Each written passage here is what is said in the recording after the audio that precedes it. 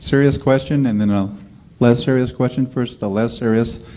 You said that you and Charlie had lost between you 100 pounds. I was curious who had lost more. No, I said the board had lost 100 pounds. I have some members of the board who would take umbrage at the fact that they weren't included in that total. Okay. Who lost? Charlie and I we're pretty close at the moment, aren't we?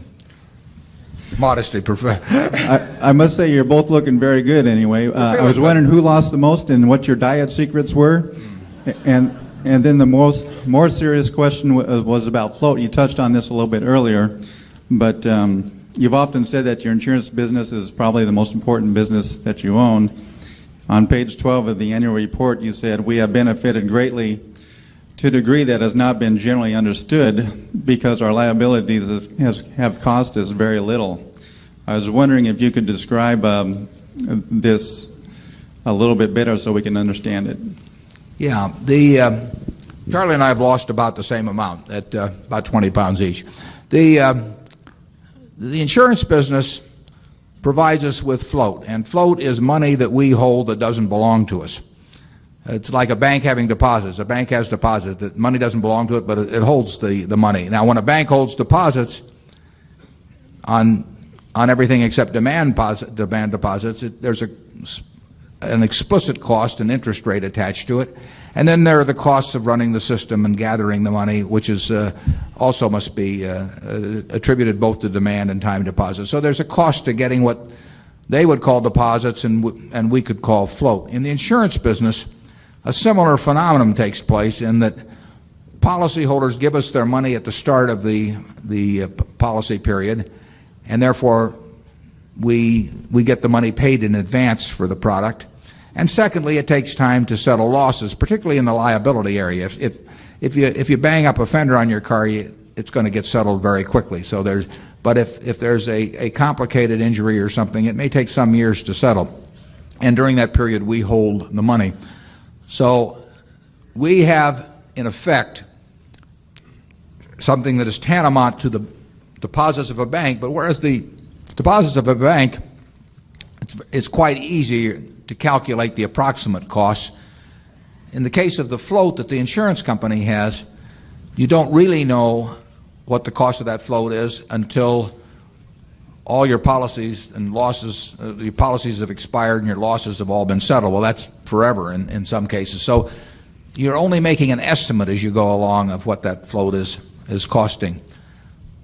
To date, with Berkshire, in the 29 years we've been in the business, it appears, never certain, because you don't know for sure what's going to happen, but it appears that our float has not cost us anything on average. It's been years when we've had an underwriting loss. When there's a cost, there's been years when we had an underwriting profit, and so we had a reverse cost. So we have obtained that float on very advantageous terms over the years. Far more, fully as important as that. It's important to get it at a low cost, in our case, no cost.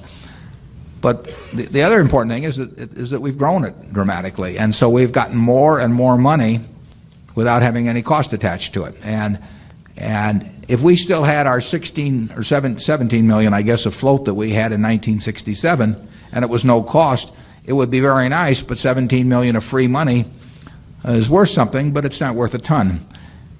Having 7 billion, if we can achieve that as free money, it's worth a lot of money. And that growth has not probably generally been appreciated fully in connection with Berkshire, nor has the interplay of how having zero cost money in terms of affecting our gain in value over time.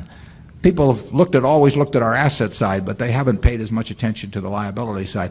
Charlie and I pay a lot of attention to that, and I mean it's not entirely an accident that the business has developed in this manner, and we have intentions of trying to make it to continue to develop in this manner and in that manner in the future.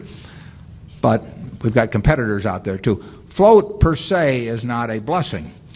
We can show you many insurance companies that thought it was wonderful to generate float, and they have lost so much money in underwriting that they'd be better off if they'd never heard of the insurance business. But the job is to get it in increasing quantities, but above all, get it cheap. And that's what we work at. And you do that in the business through having some kind of competitive advantages. You won't do it just by having an ordinary insurance company. The ordinary insurance company is not a good business. We have it in certain respects because of our attitude toward the business. We have it because of our financial strength gives us certain competitive advantages, and we have it in the case of GEICO because of a very low-cost operation. And it's up to us to try and figure out ways to maximize each one of those competitive advantages over time. We've built those advantages. I mean, in 1967, we were not looked at that way in the insurance business. We've built a position of competitive strengths, and in the case of GEICO, they had it without us, but we have bought into it over time. It's a very important asset, and you ought to pay a lot of attention over the years as to what is happening with that asset as to both growth and costs, and that will aid you in calculating intrinsic value. Charlie? Nothing to add. Okay.